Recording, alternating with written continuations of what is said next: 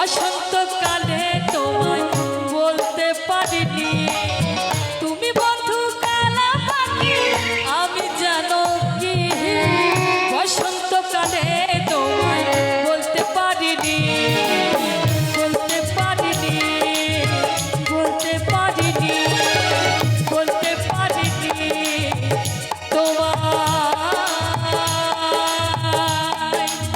আমি বলতে পারিনি।